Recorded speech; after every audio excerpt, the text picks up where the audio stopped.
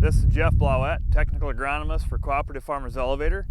And on this week's Field Friday segment, I thought we'd touch on what Mother Nature is going to do to us next year and what we're going to have to assess damage from. But with this cold and damp weather we've had here, now it's going to get followed up with some frost. We're going to probably put the end of the growing season on a lot of this crop. So I thought we'd touch base on what's that really mean as far as the ramifications of this crop and what it really can do to affect yield and some of those other things. So if we go ahead and look at what soybean stage are, we probably have most all of our soybeans are completed. If we're looking at growth stage at R7, which is basically one mature pod somewhere on the plant, typically at the top. There may be some small yield impact, but very minimal.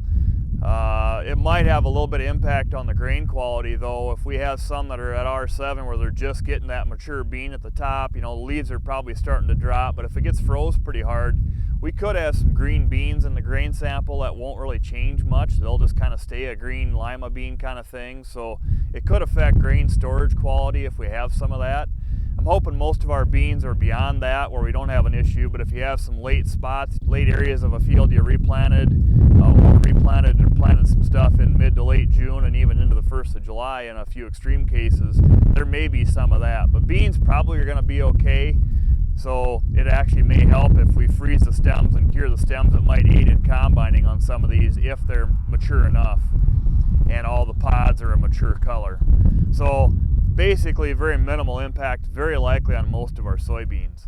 On the corn, for instance, we've got various different stages. We've got some potential more yield impacting things depending on the stage of growth of the corn. If the corn's black layered and mature, shouldn't really be any yield impact.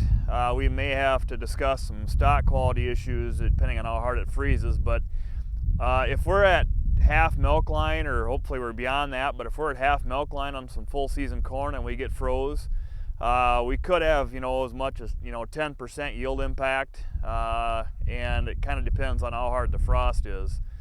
With corn, if we get a lighter frost where we freeze the leaves but don't freeze the stalks and the shanks and the husks and everything to damage them, we could still remobilize some nutrients out of that stalk if the leaves are the only thing that freezes. And if we do that, we'll probably hopefully be able to continue on to black layer and get that corn to mature naturally, but it could have some implications on that stalk. If we do freeze the stalk too, which means we'd have to get cool enough long enough for it to freeze that tissue, then it probably puts the end of any dry matter accumulation into that kernel, and it'll basically it won't really black layer naturally, which is never a great thing for the kernel. It'll be wetter. We may have more fines in the grain sample when we combine if it doesn't black layer naturally, because you'll have to grind it off the cob. It won't come off quite as well as if it normally matured. So there could be some storage implications on that. Also might have a little bit of impact on the test weight of that grain. It may be a little lower since it didn't get to put the last little bit of dry matter into the tip of that kernel. It also doesn't dry as nice. There's lots of things that happen if we freeze that plant entirely and that corn's not black layered. There's probably going to be some of that. It just depends on how cold we get here. We're going to have some instances, I'm sure, in some low bottoms, and if the temperature forecast gets further down than maybe they're talking right now, we could lose some of the stalk integrity later on if we freeze that stalk as well. Hopefully we just get a lighter frost that just takes some of the leaves off, and we can at least keep standability a little bit longer in the field.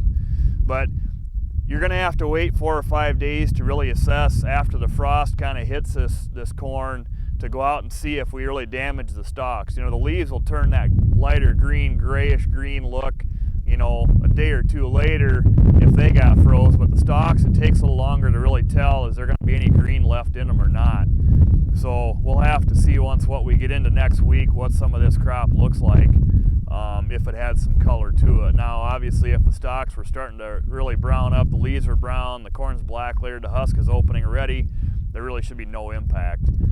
It will help us a little bit that we've had this damp weather go through, and if we have some winds, it may not not freeze all the way to the bottom of the canopy if there is a lot of green in it yet. You actually get frost damage quicker if that canopy is dry and the air is completely still. If we get wind and have some moisture in the canopy, that actually kind of buffers the effect and how low that cold temperature gets in the canopy for a short term. If it stays cold enough long enough, it will still be a problem. 28 degrees is kind of one of the temperatures to look at. If we're below that for a couple hours, we're probably going to do a significant amount of damage to green tissue. If it's only an hour and it gets down to 28, 29, 30, it'll be a lot less damage, but we'll see what we end up with here. So again, we talked about last week stock standability, and that is a concern already. And then if we freeze everything before it's done, I'm going to be concerned, even further on some of this corn. So you need to get out into your fields and check it out. You may need to wait a week or two afterwards. We're still going to be busy combining beans here for a while, I'm sure. But you need to go out into your fields like I suggested last week and check out, especially the stuff that wasn't matured yet, to see how bad the damage is. But you may need to wait a week or 10 days to see what the ramifications are on these stalks. Hopefully it isn't an issue, but I thought I'd bring to your attention what to look for and what it could be doing here. So with that, that's this week's Field Friday segment, and we'll see you next week.